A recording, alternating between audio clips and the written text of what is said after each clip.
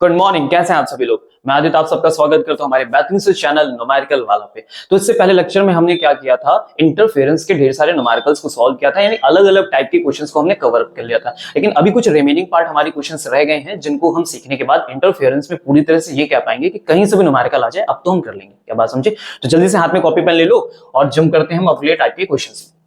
पहला क्वेश्चन हमारे पास आ गया है, if one of the two identical slits, दोनों स्लिट आइडेंटिकल हैं तो इंटेंसिटी के टर्म इक्वल आने चाहिए। Producing interference in the Young's experiment is covered with glass, तो दो में से एक को क्या कर दिया गया, ग्लास से कवर कर दिया गया है, so that the light intensity passing through it is reduced to 50%। 50% reduce हो गया, मतलब कितना हो गया, आधा हो गया। Okay, find the ratio the maximum and minimum intensity of the fringe in the interference pattern. तो आपको आई मैक्सिमम और आई मिनिमम चाहिए इंटरफेरेंस पैटर्न में। ठीक है, चलो आ जाओ, पहले टर्म्स को हम लेट करना स्टार्ट करते हैं। तो हमने कह दिया कि I1 की वैल्यू कितनी हो गई, I नॉट, और I2 कितना लेट कर लोगे आप, तो आप लेट करोगे I नॉट बाई 2। सर कैसे, 50% रिड्यूस हो गया था तो 50% ही आ गया। ओके, अब I मैक्स I मिनिमम का रिजल्ट, तो I मैक्स बनता कैसे सर, तो अगर हम अपने फॉर्मूले में जाके cos फाई की वैल्यू को क्या कर दे, 1 रख दे, ऐसी कंडीशन में ये फॉर्मूला हमारे पास कुछ इस तरह से आ जाएगा।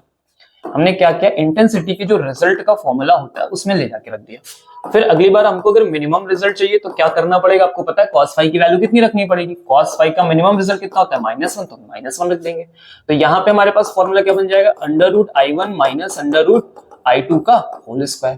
क्या बात समझ गए? ओके, फिलहाल हमें रेशियोज फाइंड आउट करने, तो क्यों ना चलते हैं यहीं से, स्टार्टिंग से ही रेशियो करते चलते हैं। ठीक है, ओके, चलो अब जरा देखो आगे क्या करना है, आप वैल्यू पुटअप कर दो। तो यहां रखा हमने I नॉट, फिर हमने यहां लिखा I नॉट बाई 2, अपॉन में चलते हैं, यहां पे भी लिखेंगे हम I नॉट माइनस, फिर यहां लिखेंगे I नॉट बाई 2। ठीक है, और इसका ले लेते हैं हम एक साथ होल स्क्वायर, सिंपल। ओके, चलो अगले स्टेप में आओ, जरा देखो रूट आई नॉट सबके पास कॉमन है। अगर मैं यहां से कॉमन लेके बाहर जाऊं तो होल स्क्वायर लगा, होल स्क्वायर से अगर मैं बाहर निकालूंगा तो क्या मुझे आई नॉट और आई नॉट मिल जाएंगे, यानी ब्रैकेट में क्या बचेगा, 1 प्लस, यहाँ केवल 1/√2 बचा रह जाएगा। तो क्या मैं इसे लिख सकता हूँ 1/√2, और यहाँ के रिजल्ट को लिख लेता हूँ, सॉरी जल्दी जल्दी में माइनस करे डाल रहे हैं, यहाँ का माइनस हमने हटाया। ठीक है, तो ये 1 माइनस 1 अपॉन क्या कर लिया हमने, √2 कर लिया, और इसका लगा दिया होल स्क्वायर। ये टर्म सर हमारा कैंसिल आउट हो गया। जरा इस रिजल्ट को देखो तो ये क्या बन गया है, √2 प्लस 1, और अपॉन में क्या आ गया, √2। यहां जाओगे तो क्या बनेगा, √2 माइनस 1, और अपॉन में क्या बन जाएगा, √2, that is will be whole square. अब जरा देखो ये टर्म तो सर सेम है, तो कैंसिल आउट कर देते हैं। चलो अब जरा आगे आते हैं, थोड़ा सा बढ़ते हैं। ठीक है, तो √2 प्लस 1 और √2 माइनस 1 का होल स्क्वायर मेरे हाथों बचा हुआ है सर, ये बच गया ऐसे, और ये लिखा हुआ है कुछ ऐसे। अब दोनों का हमें क्या करके देना सर, होल स्क्वायर करके देना। तो चलो दोनों का कर लेते हैं बढ़िया सा होल स्क्वायर, ये तो पूरा मैथ का क्वेश्चन हाथ लग गया हमारे। चलो a स्क्वायर करते हैं, यहाँ पे देखो ध्यान से, सबको सारी बातें समझ में तो आ रही ना मैं क्या कह रहा हूँ। ओके, चलो अब जरा इसका स्क्वायर करो, तो होल स्क्वायर कितना हो जाएगा, 2, फिर 1 का प्लस 1, फिर क्या लिखेंगे 2ab, तो दैट इज द 2। अगली बार इसका होल स्क्वायर करते हैं, 2 + 1 माइनस √2। भाई a प्लस बी का होल स्क्वायर आता है ना, हाँ नहीं कहो सर, बचपन में पढ़े थे, तो 12th में आ गए। हाँ और क्या, कुछ लोग होंगे सर, कहाँ सालों पहले पढ़े थे। 2 1 सर ऐड कर लो जरा, तो कितना हो गया, 3 + 2 √2, अपॉन में चलते हैं, फिर कितना हो गया 3 प्लस, और यहाँ पे हमारे पास जो रिजल्ट बचेगा वो कितना हो गया, 2 √2। तो देखो यहाँ तक हम आके पहुंच गए। क्लियर है सबको, यहाँ तक बात क्लियर है? सर आप एक काम बड़ा गड़बड़ कर रहे हो, बहुत ज्यादा माइनस प्लस कर दे रहे हो। हम चाहते हैं आपकी जिंदगी में चीजें प्लस ही हो ना, इसलिए थोड़ा प्लस लग जा रहा है। अब इसे सॉल्व करना है, तो तुम तो मैथ के आदमी है यू, है ना। 3 प्लस, सर ये वाला टर्म हम चाहते हैं कि सिंपल हो जाए, तो इसका अपोजिट है ना, तो बस बस बस इन्हीं से क्या कर दो सर, मल्टीप्लाई कर दो ऊपर नीचे, हो गया, कर दिए। अब जरा देखो रिजल्ट हमारे पास क्या आएगा, तो इसका बन जाएगा होल स्क्वायर, तो 3 + 2 √2 का होल स्क्वायर आ गया, और अपॉन में चलते हैं तो इनका a square minus b square बन जाएगा, -2 √2 का होल स्क्वायर, ये बन गया a स्क्वायर b स्क्वायर। ठीक है, इसको जरा ओपन कर दो, तो 3 3 = 9, इसको जरा ओपन करोगे तो 2 2 4, और ये 2 कितना हो गया, 8 हो गया, प्लस अभी क्या करना, 2ab 6 2 = 12, और a अंदर जाएंगे √2 के पास, तो ये पहुंच गया। अपॉन में जरा आ जाओ, ये हो गया 9 माइनस 2 2 4, और 2 ये 4 2 = 8, 9 माइनस 8। अब जरा ऐसा सॉल्व करोगे तो ये कितना हो गया, 9 8 कितना हो गया, 17 + 12 √2, और अपॉन में क्या बचेगा, 9 8 - 1 that is the only one. ठीक है, तो फाइनल जो रिजल्ट है वो कितना आ रहा है 17 + 12√2। This is your result. मतलब कहने का क्या था कि हमें रेशियो चाहिए भाई, काहे जल्दी में, तो हमें क्या चाहिए था, रेशियो चाहिए था, तो इसका रेशियो हमारे पास आ गया 1:।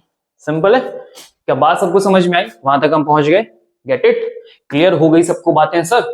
थोड़ा मैथ का क्वेश्चन था, बहुत ज्यादा हिटिंग नहीं लेनी, यहाँ से शुरू किया वहां पे खत्म हो गया।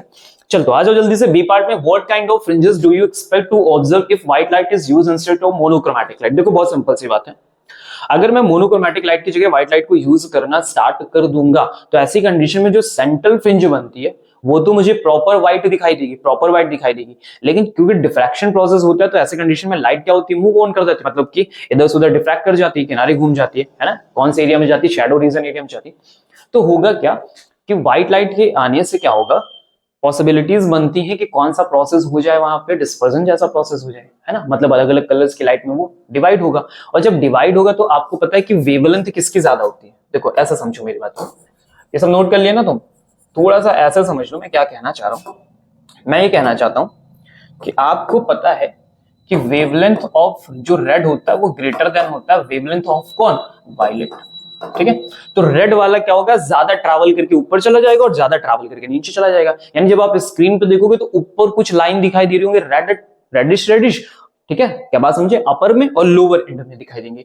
फिर अगर वायलेट में आओगे तो वायलेट की वेवलेंथ कम होती है, तो सेंट्रल फ्रिंज के जस्ट ऊपर अगर मैं कहूँ यहाँ पे तुम्हारी सेंट्रल फ्रिंज फॉर्म हुई, इतने पार्ट में सेंट्रल फ्रिंज बन गया, ठीक है, तो इसके बाद क्या होगा, यहाँ पे आपको कहीं वायलेट मिल जाएगा, और एकदम लास्ट एंड में जाओगे तो यहाँ कहीं आपको रेड मिलेगा, और बाकी बीच में आओगे तो सब मिक्स हो जाएंगे। तो क्या होता है, इंटरफेरेंस का जो फिनोमेना होता है, प्रोसेस होता है, वो प्रॉपरली हमको दिखाई नहीं देता। जैसे जैसे जाओगे तो लास्ट एंड में दिखाई देगा, और सेंट्रल मैक्सिमम के सेंट्रल के ऊपर जस्ट थोड़ा बहुत दिखाई देगा, बाकी सब ऐसे हो जाएगा। क्लियर है, तो ये थोड़ी प्रॉब्लम होती है अगर हम मोनोक्रोमैटिक लाइट की जगह व्हाइट लाइट को यूज करना स्टार्ट कर दे तो। क्या बात समझ गए, आई होप। इससे पहले भी मैंने आपको बातें ये बताई हैं, मैंने कहा कुछ और एडिशनल हो जाए तो वो भी हमने बता दिया। चलते सेकंड पार्ट में। In a double slit experiment using light of wavelength 600 nanometre the angular width of the fringe formed at a distant screen is 0.1 degree. जरा देखो इस बार जो एंगुलर विड्थ है, अभी तक हमने विड्थ कैसे पढ़ी थी, तो मीटर सेंटीमीटर में आती थी, अभी क्या आ गया, एंगुलर विड्थ आ गया, एंगल में बता दिया कितना बना, 0.1 डिग्री का बना।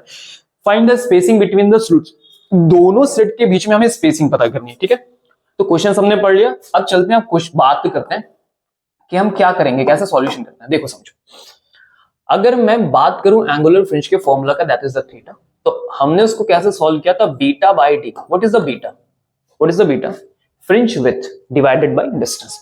अगर मैं इस फॉर्मूले को ओपन करूं तो ये फॉर्मूला कन्वर्ट हो जाता है लैम्डा बाय स्मॉल डी। ठीक है, हमसे पूछा क्या गया, स्मॉल डी के बारे में पूछा गया, ये गिवन किया गया, सर एक लाइन में खत्म करो, विड्थ थोड़ी ज्यादा होगी भाई, आ जाओ। तो देखो क्या हो गया, d is equal to lambda by theta. Okay, lambda की वैल्यू कितनी गिवन की गई है, 600 नैनोमीटर। क्वेश्चन में कोई खास बात नहीं है, लेकिन थोड़ा सा सीखने वाला है, क्योंकि थीटा का कन्वर्जन कैसे करना है, कौन सा फॉर्मूला यूज करना है, इसलिए हम इसको लेते हैं। अब जरा देखो थीटा का टर्म तो हमें किसमें दिया गया, 0.1 में दिया गया, दैट इज 0.1 डिग्री। अगर मुझे इस टर्म को डिग्री से किस में कन्वर्ट करना है, पाई में, क्योंकि सब कैलकुलेशन तो भी कर पाओगे आप, तो पाई में कन्वर्ट करते हैं। तो अगर मैं बोलूं कि 1 डिग्री को पाई में कन्वर्ट करना है, तो हम क्या करते हैं, पाई बाई 180 कर देते हैं। ऐसे ही तो करते हैं, पाई बाई 180, सॉरी डिग्री नहीं लगाने, पाई बाई कितना कर देते हैं हम यहाँ पे, 180 कर देते हैं। ठीक है, तो हम नहीं करते। अगर मुझे 0.1 डिग्री को कन्वर्ट करना है तो क्या होगा, 0.1 पाई अपॉन में क्या आ गया, 180 आ गया। अब इसका पॉइंट अगर सॉल्व करूं तो मैं इसको लिख सकता हूं पाई अपॉन 1800। ठीक है, तो 0.1 डिग्री को हमने किस में कन्वर्ट कर लिया, पाई में कन्वर्ट कर लिया, तो आ गया पाई अपॉन 1800। ठीक है, बस इसी पार्ट की वजह से इस क्वेश्चन को हमने ऐड किया अपने साथ। चलो जरा इसको घुमा के लेके पहुंचो सर ऊपर, तो ये हो गया 1800 into 600 into 10 to the power -9। अब पाई की वैल्यू को क्या पुटअप करोगे, 3.14 पुटअप कर दोगे, पुट कर दिया। ओके चलो आगे बढ़ते हैं, अब इसका आगे का कैलकुलेशन करना है हमें, तो सर ये 0 को पहले निपटा लेते हैं। तो ये कितना बचेगा, 0.4, और ये हो गया 10 टू द पावर माइनस का कितना हो गया, 5 हो गया। ओके, अब 3.14 से 18 को कैंसिल आउट करें, अगर मैं इसको 3 मानूं तो 6 टाइम्स कैंसिल होगा। अगर मैं 3.14 से इसे कैलकुलेट करूंगा तो जो रिजल्ट आता है वो लगभग अप्रॉक्स, है ना, वो लगभग अप्रॉक्स हमारा पहुंचेगा 5.73 के आसपास। ठीक है, फिर मल्टीप्लाई में हमारे पास क्या बच जाएगा, 6 का टर्म बच जाएगा। सर कैसे पता, सब पहले से चेक कर लिया ना, क्योंकि यहाँ पे कैलकुलेशन करने में उतना टाइम नहीं लेंगे, तो ऑलरेडी कैलकुलेटेड है सारी बातें। अब 6 से 5.73 को जब हम मल्टीप्लाई करेंगे तो हमारा जो रिजल्ट अप्रॉक्स लगभग पहुंचेगा, तो 6 5 से 30 होता है, 0.73 यानी हर बार 0.5 का टर्म ज्यादा रहेगा। तो ये लगभग हमारा पहुंच जाता है 34.38 समथिंग के आसपास पहुंचता है 10 to the power -5। अगर मैं इसको कन्वर्ट कर लूं दैट इज 3.38 को हम 4 ही लिख लेते हैं और 10 to the power -4 आएगा। ठीक है, तो दैट्स योर रिजल्ट। तो हमने इसको ऐसे क्या क्या सॉल्व कर लिया।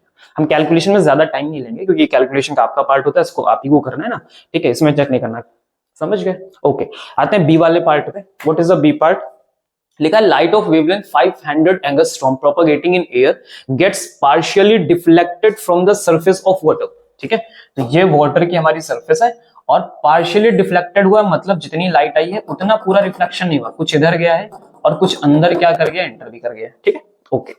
How will the wavelengths and frequencies of the reflected and refracted light will be affected? बहुत सिंपल है सर, ये तो रे ऑप्टिक्स में एकदम धुआं धुआं करके हमने पढ़ा था।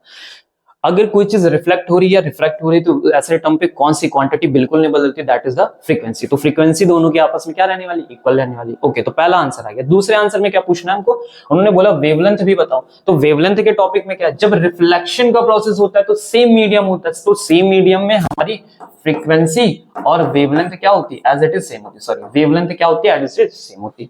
अब जब तुम रिफ्लेक्शन के प्रोसेस से जाने के बाद रिफ्रैक्शन कर रहे हो, यानी दूसरे मीडियम में इंटर कर रहे हो, तो ऐसी कंडीशन में आपकी वेव स्पीड चेंज होगी। यानी अभी लैम्डा की वैल्यू क्या कर जाएगी, वेरिएट कर जाएगी। तो अभी लैम्डा की वैल्यू क्या हो जानी चाहिए, तो बहुत सिंपल है, मैंने क्या बताया था, जिस मीडियम में जाओ उसके मीडियम से म्यू से क्या कर दो, डिवाइड कर दो, दैट्स योर रिजल्ट। तो अभी 500 एंगस्ट्रॉम था, तो 500 एंगस्ट्रॉम डिवाइडेड बाय वाटर का रिफ्रैक्टिव इंडेक्स कितना होता है, 1.33 होता है। डिवाइड करेंगे और आंसर आ जाएगा। ठीक है, सिंपल। ओके, बढ़ते हैं अगले क्वेश्चन में। The ratio of the intensities at the minima to the maxima in Young's double slit experiment is 9:25. Find the ratio of the widths of the two slits. ऐसे questions भी हमें करने। तो हमें मैक्सिमा मिनिमा के बारे में बता दिया इन्होंने, रेशियो निकाल दिया। अब हमसे ये विड्थ के रेशियो मांग रहे हैं। ठीक है, तो ये थोड़ा सा क्वेश्चन हमारा एडिशनल है, इसको भी अच्छे से समझ लेते हैं। एक कर चुके हैं लेकिन एक बार थोड़ी सी और मेहनत हो जाए। तो आइए, इंटेंसिटी मैक्सिमा मिनिमा की कहानी पे हम ऑलरेडी पहले से बात कर चुके हैं। क्या था मैक्सिमा मिनिमा सर हमारा, तो हमने क्या बात की थी, यहाँ पे I1 और प्लस यहाँ पे आया था I2 और यहाँ क्या मिला था, √I1 माइनस √I2 और इसका रेशियो उन्होंने कितना दे रखा है, 9:5। Sorry, minima to the maxima. अच्छा, उल्टा है। ओके, ऐसी बात है क्या सर? ओहो, तो ये हो गया माइनस और ये हो गया प्लस। यहाँ लिखा हमने 9/25। ठीक है, और यहाँ पे कैसा टर्म आता था, स्क्वायर का टर्म आता था। अब जरा ध्यान से देखो, तो ये 3 का स्क्वायर लिखा, ये लिखा 5 का स्क्वायर, यानी दोनों तरफ मैं अंडर रूट ले लूं, ऐसी कंडीशन में ये बन जाएगा मेरा I1 minus I2 upon √I1 plus √I2 is equal to कितना हो जाएगा, 3/5 हो जाएगा। चलो सर थोड़ी मेहनत करते हैं, है ना, या फिर मैं आपके नाम पे छोड़ दूं, छोड़ दीजिए सर, आपके नाम पे छोड़ दीजिए और आप फिर हमारे नाम पे छोड़ देंगे, यही तो होता है ना। मैंने आप पे भरोसा किया, फिर आप मुझ पे भरोसा कर लोगे, और क्या। सर इधर लेके आओ, 5 माइनस 3 कितना हो गया, 2 √I1 और ये वाले भाई साहब इधर लेंगे तो -8 √I2 इज इक्वल टू 0। इन भाई साहब को उधर भेज दो, तो ये कितना हो गया, I1 is equal to 8 √I2। Sir 2 से कटेंगे 8, भाई साहब बचेगा 4 और ये 4 का मतलब हो गया, चलो रूट हटाते हैं ना, तो यहाँ I1 इज इक्वल टू कितना हो गया, 16 और that is the I2। I1/I2 इन्होंने मांगा था, तो ये लिखा है हम I1/I2 दैट विल बी 16/1। ठीक है, क्वेश्चन ने मांगा क्या तुमसे, क्वेश्चन ने मांगा हमें विड्थ का रेशियो चाहिए। ठीक है, विड्थ सब लोग जानते हैं, है ना, फ्रिंज विड्थ की बात हो रही है, फ्रिंज विड्थ। अब फ्रिंज विड्थ के टर्म में अब बात समझ लेते हैं। तो हमारी जो इंटेंसिटीज होती हैं, जितनी ज्यादा प्रॉपर्ली इंटेंसिटीज हमारी होंगी उसके अकॉर्डिंग हमारी फ्रिंज विड्थ भी क्या होंगी, इंक्रीज होंगी, यानी I is directly proportional to the fringe width, that is the W। तो अगर मुझसे सॉल्यूशन करने के लिए बोला गया तो मैं लिखूंगा I1/I2 इज इक्वल टू लिखूंगा W1/W2। कहीं बीटा से भी रिप्रेजेंट करते हैं तो रिजल्ट कितना आ जाएगा, 16/1, that will be 16 ratio. Simple, ठीक है, आसान क्वेश्चन है, कुछ कठिन तो नहीं लग रहा। इंटरफेरेंस में जैसा है कि बहुत सारे क्वेश्चन सर मैक्सिमा मिनिमा ये वो दुनिया भर की बातें, तो देख लो ना दुनिया भर की बातें कैसे सॉल्व हो रही, सिंपल सॉल्व होते जा रहे हैं। क्लियर है, बात समझ रहे हो ना? ओके, चलते हैं अगले पार्ट में। तो अब हमने अगले पार्ट में कुछ 5 मार्क्स के क्वेश्चंस भी 1-2 ले लिए, और क्योंकि ऑलरेडी फिर रिपीटेड बार बार वही क्वेश्चन मैक्सिमा मिनिमा इंटेंसिटीज, है ना, एम्पलीट्यूड वही सब आता है, तो अब क्वेश्चन हम करते हैं 5 मार्क्स वाला। चलो देखो क्या है, there are 2 sets of apparatus of Young's double experiment in set A the phase difference between the two waves emanating from the slits does not change जो फेज डिफरेंस है दोनों सेट से वो चेंज नहीं हो रहा है। Okay, whereas in set B the phase difference between the two waves from the slits changes rapidly। तो कंटिन्यूअस क्या हो रहे, चेंज हो रहे, फेज डिफरेंस बदल रहा है। what difference will be observed in the pattern obtained on the screen in the two setups। ठीक है, तो एक में कहा जा रहा है कि फेज डिफरेंस नहीं बदल रहा है, एक में कहा जा रहा है फेज डिफरेंस बदल रहा है। तो आपको इंटरफेरेंस सिखाया जब मैंने, तो उसमें मैंने आपको एक बात बताई थी कि इंटरफेरेंस सस्टेन कब करता है, सस्टेनेबल इंटरफेरेंस कब होगा, मतलब वो फिक्स रहे, चेंज ना हो, लगातार बदले नहीं, ये मैंने आपको बताया था। तो ऐसा कब होता है, जब हमारे इंटेंसिटीज के टर्म, सॉरी साइड कर दो इंटेंसिटीज को और किनारे करो, अब सिंपल सी बात, जब हमारा फेज डिफरेंस या तो जीरो हो या तो कांस्टेंट हो, तो वो कोहेरेंट सोर्स की तरह काम करता है। और कोहेरेंट सोर्स अगर आपके पास होगा तो वो सस्टेनेबल इंटरफेरेंस बनाएगा। क्या बात समझे, तो पहले वाले में उसने कहा कांस्टेंट है, इसका मतलब यहां से जो सेट ए है मेरा, ये जो सेट ए का रिजल्ट है, तो ये जो सेट ए का रिजल्ट है वो क्या करेगा, कौन सा इंटरफेरेंस करेगा, सस्टेन इंटरफेरेंस होगा, आराम से रुकेगा, रेस्ट रहेगा। यहाँ जो फ्रिंजेस होंगी वो आपको प्रॉपर दिखाई देंगी, मतलब जहां पे एक बार मैक्सिमा बन गया वहां पे मैक्सिमा दिखाई देगा, और जहां पे मिनिमा बन गया वहां मिनिमा दिखाएगा, जगह बार बार चेंज नहीं होगी। यही तो सस्टेन करने की बात होती है, रेस्ट एज इट इज, जितना बन गया वहीं पे, ठीक है, क्योंकि कुछ चेंज नहीं हो रहा। अब जब बी वाले पार्ट में आते हैं, यानी सेट बी में पहुंचते हैं, तो सेट बी में क्या समस्या है, उन्होंने कहा कि कंटिन्यूअस चेंज हो रहा है, स्पीडली चेंज हो रहा है, बार बार बदल रहा है, तो अभी क्या होगा, वो सस्टेन नहीं करेगा। सस्टेन ना करने का मतलब क्या होता है कि अभी जो मैक्सिमा की पोजीशन है वो कुछ देर बाद किसकी पोजीशन में आ जाएगा, मिनिमा की, और मिनिमा की जो पोजीशन है वो किस में आ जाएगी, मैक्सिमा की। कंटिन्यूअस चेंज हो रहा होगा, ऐसे स्क्रीन ऊपर नीचे ऐसे करके चेंजेस हो रहे होंगे कंटिन्यूअस, ठीक है, बार बार पैटर्न ऊपर नीचे होगा, ये होगा हमारे यहाँ पे। क्या बात समझ गए। तो जो रिजल्ट हमको मिलता है इंटेंसिटी के, जो रिजल्ट मिलते हैं ना, वो भी एक एवरेज में आ जाते हैं, है ना। जो इसका रिजल्ट होगा वो इसके रिजल्ट के अकॉर्डिंग कैसा होगा, हाफ हो जाएगा, लगभग एवरेज रिजल्ट मिलने लगता है, ठीक है। तो ये सिंपल सी बात थी इस पार्ट में। ओके, आगे बढ़ते हैं, लॉन्ग है ना सर, तो इसका सेकंड पार्ट आ गया ना, हमेशा दो पार्ट में आता है। Deduce the expression for the resultant intensity in the both above mentioned setups। आपको दोनों के लिए क्या करना है, एक्सप्रेशन फाइंड आउट करना है, कौन सा एक्सप्रेशन, रिजल्टेंट इंटेंसिटी का एक्सप्रेशन फाइंड आउट करना है। Assuming that the waves emanating from the two slits have the same amplitude A and same wavelength lambda। ठीक है, एम्पलीट्यूड और ये सारी चीजें इनकी क्या है, सेम है, तो आप ये मान के इनके लिए इंटेंसिटी का एक्सप्रेशन फाइंड आउट करके दो, ठीक है। ओके, अब जरा मेरी बात को समझो, आप पेन बदल लिया जाए ना। अगर मैं कहूं कि A1 और A2 आपस में इक्वल है, तो क्या उनके स्क्वायर भी इक्वल हो जाएंगे, मतलब सेम चीज है। ओके, और आप ये बात जानते हो कि I is directly proportional to the square of the amplitude. अगर ये दोनों टर्म्स आपस में इक्वल है, तो मैं क्या कह सकता हूं कि I1 और I2 भी आपस में इक्वल होंगे। अगर I1 I2 आपस में इक्वल है, इसका मतलब मैं उनको I0 मान लूं। और सर जैसे ही मैंने इस टर्म को I0 माना, आपको तुरंत पता कि रिजल्ट क्या आएगा, 4I0 cos स्क्वायर 5/2। यानी ये एक्सप्रेशन मांग रहा है, देखो कैसे मांग रहा है, ऐसा मांग रहा है कि पता ही नहीं चला क्या हो गया। अभी मैं सीधे सीधे कहूं कि चलो डेराइव करो 4I0 स्क्वायर cos, है ना, 4I0 cos स्क्वायर 5/2, चलो डेराइव करो, तुमको पता है, अच्छा सेम ले लो, डेराइव हो जाएगा। तुमसे बोलते इंटेंसिटी सेम कर दी, चलो डेराइव करो, तुम डेराइव कर दोगे। ऐसे मांगते हैं क्वेश्चन को, ऐसा थोड़ा सा बस ट्विस्ट करते हैं कि बात थोड़ी ऊपर नीचे हो जाए, मांग वही रहे। चलो अब बोल दिया है तो करना पड़ेगा, एक बार फिर से कर देते हैं सर, 2-3 बार तो मैं बोर्ड पे कर ही चुका हूं, चलो कर डालते हैं। I0 + 2 √ I0 cos 5, ये बन गया 2I0। वीडियो को पॉज कर दो भाई, तुम लोग खुद ही करो, ठीक है, मतलब मैं देखो नहीं, पॉज करो, मैं अपना कर रहा हूं, तुम अपना करो, क्योंकि तुम सीख चुके हो, बार बार क्या ही करना, ठीक है।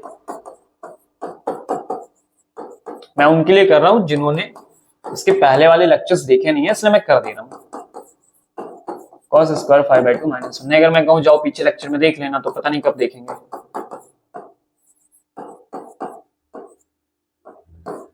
तो मैं उनके लिए ये काम करे दे रहा हूं। तो फाइनल आ गया 4I0 cos स्क्वायर 5/2। जिन्हें ये बात नहीं समझ में आई, तो cos 5 का मतलब ऐसे समझो cos 2 थीटा, cos 2 थीटा होता है 2 cos स्क्वायर थीटा -1। तो अगर 2 था तो आधा थीटा हो गया, अभी केवल 5 है तो क्या हो जाएगा, 5/2 हो जाएगा। तो ऐसे करके यहाँ पे 5/2 आ गया, दिस रिजल्ट। तो ये हमारे पास इंटेंसिटी रिजल्टेंट आ गई। अब ये मैक्सिमा और मिनिमा के लिए हमको बताना है, तो देखो आंसर तो यही आएगा। अब जब मैक्सिमा मिनिमा की बात हो तो बस बदल लेते हैं, आ जाओ। मैक्सिमा की कहानी में क्या होना चाहिए, तो मैक्सिमा I max होगा। अब देखो I max का रिजल्ट, मैक्सिमम कैसे होगा जब cos स्क्वायर 5/2 का रिजल्ट क्या हो जाए, तो cos स्क्वायर 5/2 आंसर कितना दे दे, या तो वो -1 हम यहाँ रख दें या तो हम कितना रख दें +1। सर ऐसा क्यों कह रहे हैं, -1 रखोगे स्क्वायर आ जाएगा फिर 1 हो जाएगा, है ना। तो ये दोनों रिजल्ट हम जब यहाँ पे पुटअप करेंगे तो हमारा रिजल्ट मैक्सिमम हो जाएगा। तो ऐसी कंडीशन में जब हम फॉर्मूला सॉल्व करेंगे, ठीक है, तो हमारे पास आंसर कितना आएगा 4i0, ये हमारे पास आंसर आ जाएगा। चलो अगले वाले पार्ट में आ जाओ। अब हमसे कह रहे हैं कि मिनिमा लेके आओ भाई, तो चलो मिनिमा भी लेके आते हैं। मिनिमा का मतलब कम से कम रिजल्ट, तो आई मिनिमम कब होगा, देखो -1 पे तो नहीं होगा क्योंकि स्क्वायर लग के प्लस हो जा रहा है। तो अभी जो cos स्क्वायर 5/2 की वैल्यू है वो क्या होनी चाहिए, 0 होनी चाहिए। चलो 0 रख दो। मेरी बात समझ रहे हो ना मैं क्या कह रहा हूँ, इसका रिजल्ट कितना पुटअप कर दो, 0 पुटअप कर दो। तो जब हम 0 पुटअप कर देंगे, ध्यान से समझना, जब हम इसको 0 पुटअप करेंगे तो ये क्या हो जाएगा, मेरा 0 हो जाएगा। इतनी बात सबको क्लियर है, ठीक है। तो ये आंसर हमारा सही होता अगर मुझसे सिंपल कैलकुलेशन मांगा गया होता, लेकिन इससे पहले वाले पार्ट में ऑलरेडी हम ए और बी पे बात कर चुके हैं, और बी में हमने ये सीखा था कि जो बी वाला इंटरफेरेंस हो रहा है वो सस्टेनेबल नहीं है।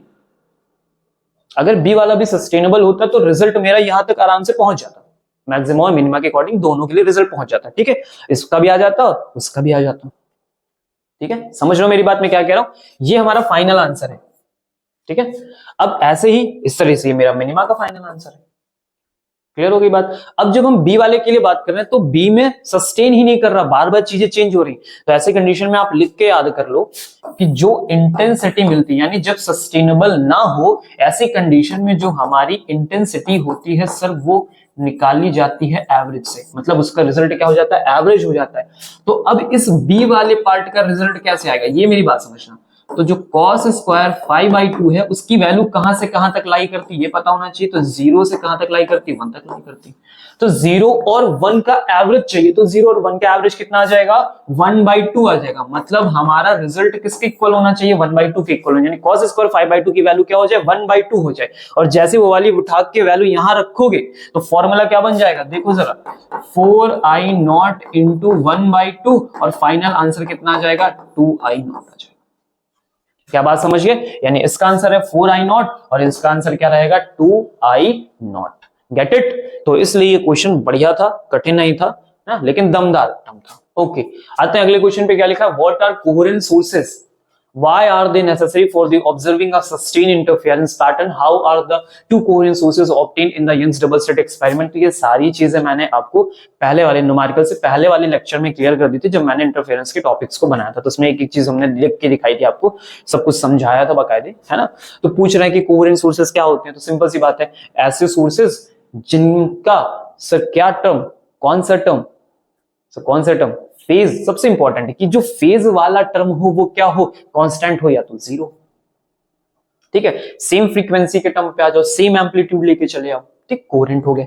फिर why are the necessary for observing sustained interference pattern, तो ये कोहेरेंट वाले इसके लिए क्यों जरूरत है भाई, कोहेरेंट होगा, अभी इस पहले क्वेश्चन में कोहेरेंट होगा तो मैक्सिमा की पोजीशन मैक्सिमा पे रहेगी, मिनिमा की पोजीशन मिनिमा पे रहेगी। अगर आप बदलते जाओगे, कोहेरेंट सोर्सेज यूज नहीं करोगे तो पैटर्न्स भी लगातार चेंज होते रहेंगे, इससे आप ऑब्जर्वेशन प्रॉपर्ली नहीं कर पाएंगे। क्या बात समझ गए। फिर अगले में आता है, how are the two coherent sources obtain in the Young's double slit experiment. आप इसे कैसे ऑब्टेन करोगे, तो बहुत सिंपल है, देखो मैं थर्ड वाला कर देता हूं। कैसे ऑब्टेन करोगे, तो आपको एक सिंगल सोर्स लेना है, ठीक है, सिंगल स्लिट ऑफ सोर्स। उस सिंगल ऑफ स्लिट सोर्स से क्या करना है, आपको डबल स्लिट का सोर्स बनाना है। तो that is S1, that is S2। मतलब इस सोर्स से जो वेवलेंथ और जो फ्रीक्वेंसी S1 को मिलेगी वही S2 को मिलेगी। ऐसी कंडीशन में दोनों क्या हो गए, दोनों क्या हो गए, कोहेरेंट हो गए।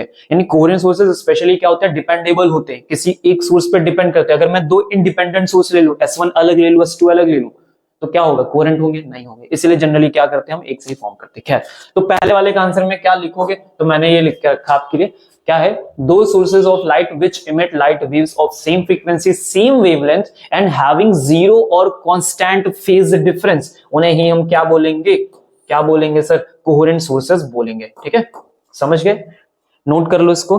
अगले पार्ट में आते हैं, सेकंड वाले पार्ट में पूछा था ऐसा क्यों है, क्यों जरूरी है कि हम कोहेरेंट सोर्सेज यूज करें। तो देखो क्या लिखा है, coherent sources are necessary for observing the interference pattern because, क्यों जरूरी, they emit light waves with a constant phase.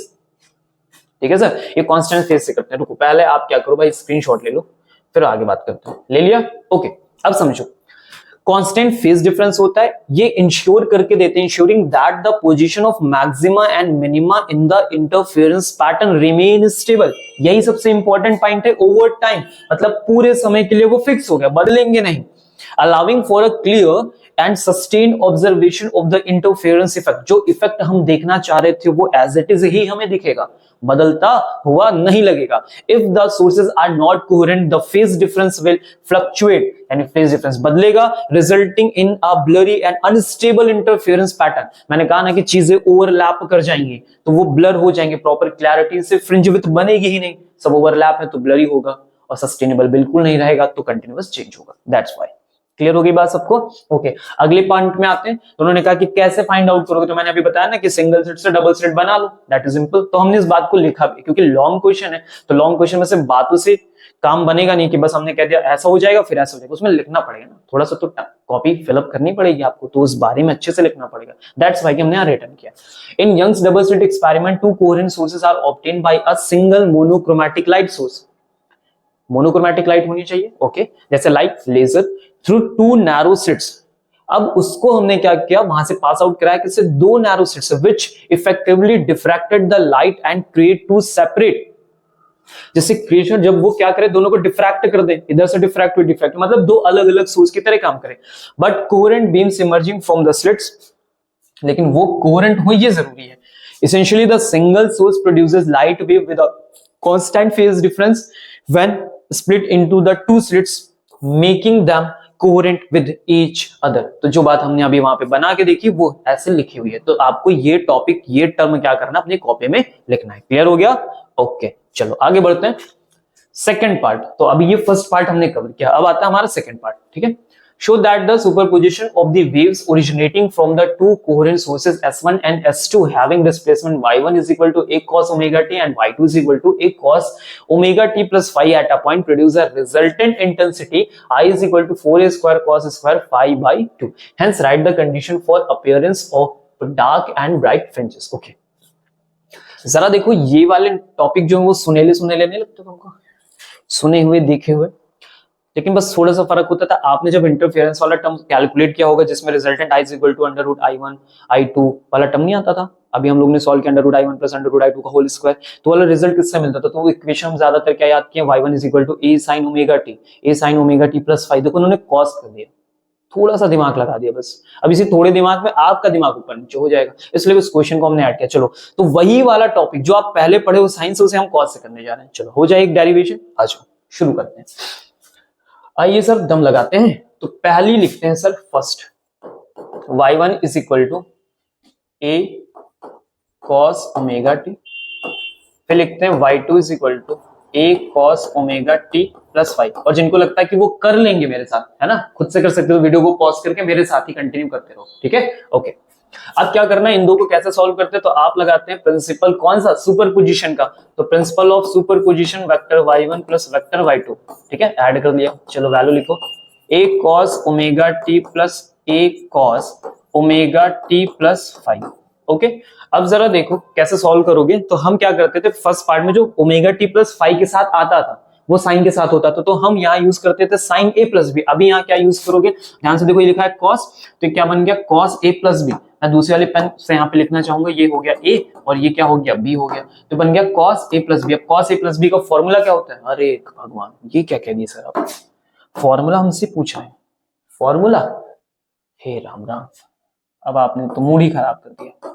लो भैया लिख देते हैं, पढ़ लिया करो थोड़ा, cos a plus B math वालों के लिए चलो थोड़ा बहुत ठीक है, अभी बायो वाले जो होंगे तो कहेंगे हो आओ sir, cos a plus B क्या होता है, cos a cos b minus sin a sin b, ठीक है, क्लियर हो गया, लिख दिया मैंने भाई फॉर्मूला, परेशान ना हो कि सर ये तो हमारे हाँ है ही नहीं आसपास, सर ये हमारे ही कोर्स में नहीं आता सर।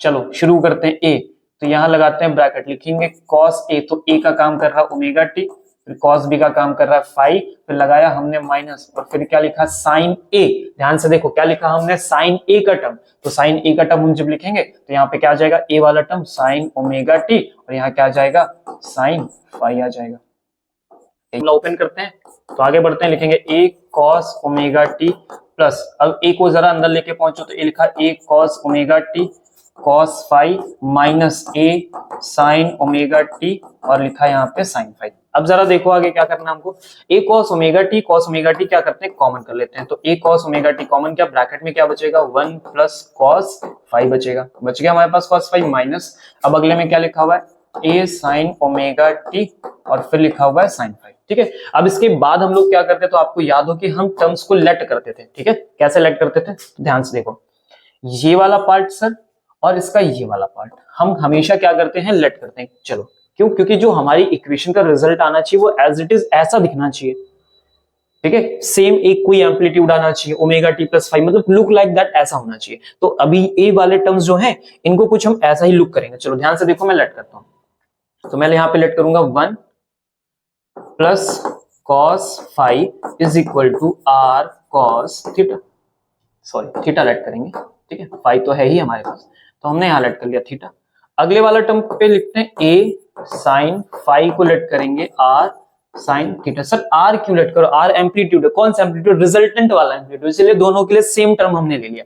क्या बात समझ गए। अब ये वाली वैल्यू को जरा यहाँ रख के देखो और ये वाली वैल्यू को जरा यहाँ रख के देखो, तो देखो फॉर्मूला एज इट इज वैसा ही दिखने लगेगा आपको। अगर मैं यहाँ रख के दिखा दूं आपको तो आपको फॉर्मूला एज इट इज दिखेगा। जरा समझना मैं क्या कह रहा हूँ, तो मैंने लिखा कॉस ओमेगा टी, इधर मैं लिख लेता हूँ आर और यहाँ पे आ जाएगा कॉस थीटा, आ गया। फिर लिखा है मैंने माइनस, फिर लिखा मैंने आर, यहाँ लिखा साइन ओमेगा टी और यहाँ क्या लिख दिया मैंने साइन थीटा। अब जरा देखो ये क्या लिखा हुआ है कॉस, कॉस भी माइनस साइन है साइन भी, और फिर से इसको जब फॉर्मूले में कन्वर्ट करोगे तो आर बाहर कर लो और क्या बन जाएगा कॉस ओमेगा टी प्लस में क्या आ जाएगा थीटा। देखो ये रिजल्टेंट इक्वेशन आ गया आपका, रिजल्टेंट वेव आ गई। देखो एज इट इज पहले जैसे दिखने लगी वैसे फॉर्म में। ठीक है, इसलिए हम इस टर्म को क्या करते हैं लेट करते हैं।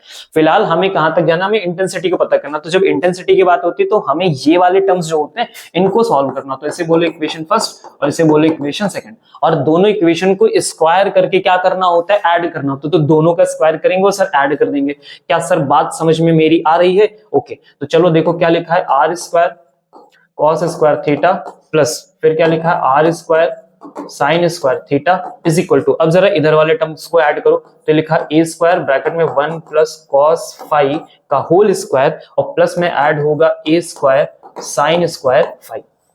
अब जरा देखो सर आर स्क्वायर को कॉमन कर लें, ब्रैकेट में बचेगा कॉस स्क्वायर थीटा फिर क्या बचेगा sine square theta is equal to, अब जरा देखो मैंने यहाँ पे लिखा हुआ है ए स्क्वायर, इस टर्म को जरा ओपन करिए तो क्या होगा 1 का square plus cos square 5 plus 2 cos 5 लिख गया, फिर लिखेंगे plus A square sine square 5। ये तो सर 1 हो गया, तो लिखा R square is equal to, अब जरा उस वाली कहानी में देखो तो ध्यान से देखो, ए स्क्वायर का टर्म में मल्टीप्लाई कर दूं तो ये बनेगा ए स्क्वायर कॉस स्क्वायर 5, ये लिखा है ए स्क्वायर साइन स्क्वायर 5, मतलब देखो ए स्क्वायर प्लस ए स्क्वायर में कॉमन कर रहा हूं तो बचेगा cos square 5 plus sign square 5 और प्लस फिर क्या लिखेंगे ए स्क्वायर 2 कॉस 5। अब जरा देखो क्या ये भी 1 हो गया, तो R square is equal to क्या लिखा हुआ है ए स्क्वायर का टर्म, दिख रहा सबको, क्या बात मेरी समझ में आ रही मैं क्या कह रहा हूँ।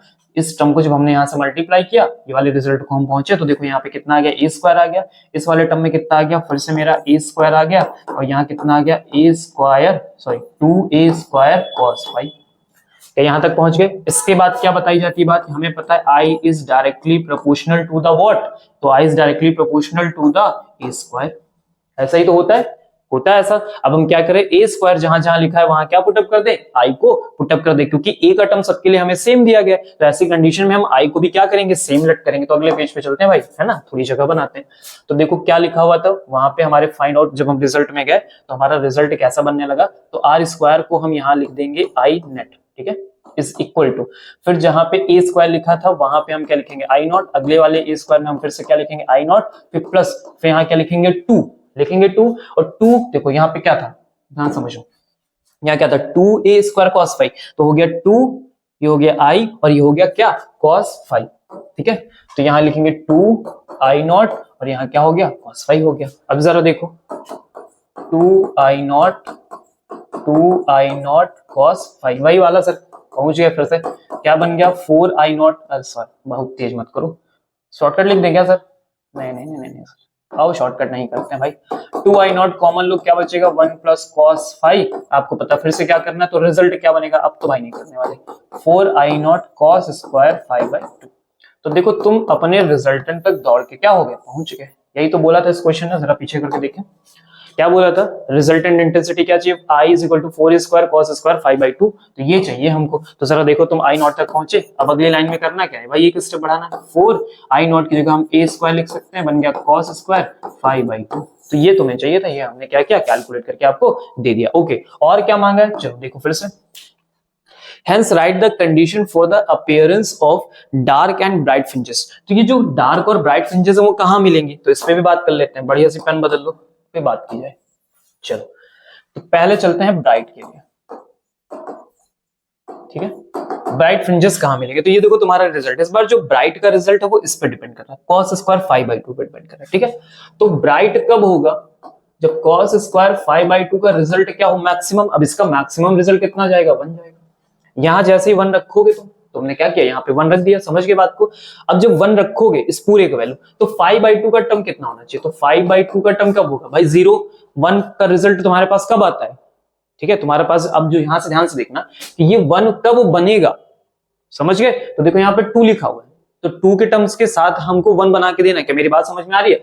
तो हम यहाँ पे क्या पुटअप कर दे कि रिजल्ट मेरा बन जाए, तो कॉस की कितने की वैल्यू सर, हमारा जो टर्म है हमारी कॉस में कितने की वैल्यू जो बनेगी, तो पहला तो सर 0 पे बन जाएगा भाई, 0 रखा, cos 0 की वैल्यू क्या होगी, 1 हो गई, तो 5/2 इज इक्वल टू क्या हो गया, 0 हो गया, पहला रिजल्ट हमारे हाथ में आ गया, दैट इज द 0। चलो कॉमा लगाते हैं, अब अगली बार क्या करें, तो अगले पे कब मिलेगा हमें, तो मैंने कहा कोई भी टर्म जब अगले पे चाहिए हो तो वहां से शुरू कर दो, अगले टर्म पे पहुंचो।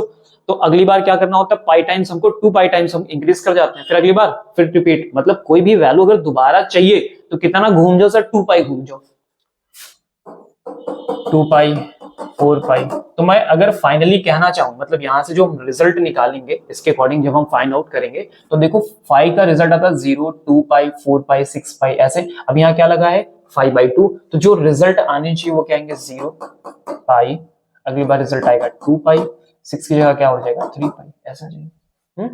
क्या बात समझ में आ रही मैं क्या कह रहा हूँ, ओके। तो this will be equal to the 5/2। क्या मेरी बात समझ में आ रही मैं क्या कह रहा हूँ आपसे, ठीक है।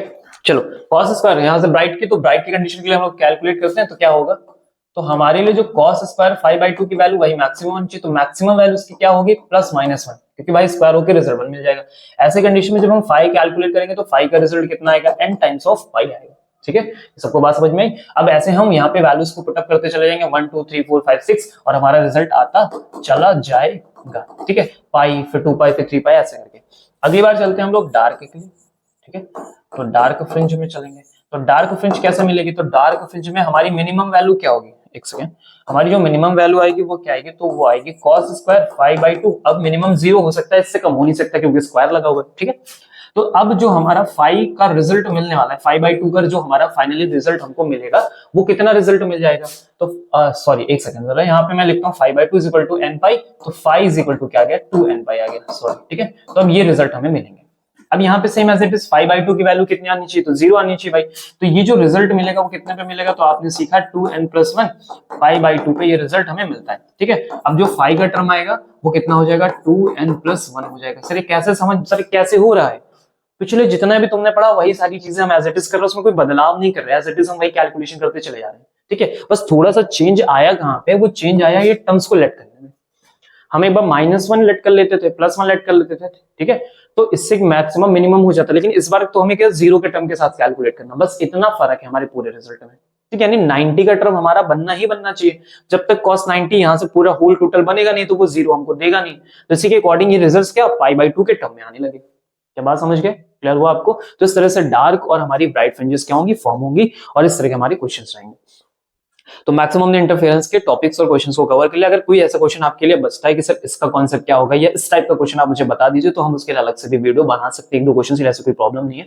आप अपने क्वेश्चंस को, अपनी प्रॉब्लम्स को कमेंट डाउन कर सकते हैं। जैसे कमेंट डाउन करेंगे हम उन्हें सॉल्व करके आपको पर्सनली दे देंगे, या फिर अगर आपको डिमांडेड होगी कि सर इसे सॉल्व करके इसका वीडियो भी दे दीजिए, तो हम वीडियोस को भी बना सकते हैं। क्या बात समझ गए। तो आई होप आपने इस बात को अच्छे से समझ लिया होगा। हमने टाइप्स ऑफ क्वेश्चंस को आज कवर कर लिया है, और अब आपकी बारी कि आप उसे अच्छे से समझें, पढ़ें और एक बार दोबारा फिर से रिपीट करें। क्लियर हो गई बात, ताकि अच्छे से न्यूमेरिकल्स हमारे साथ हमको आगे लेकर चलें। तो तब तक के लिए खुश रहें, मस्त रहें, खाए पिए। सी यू, टाटा, बाय बाय।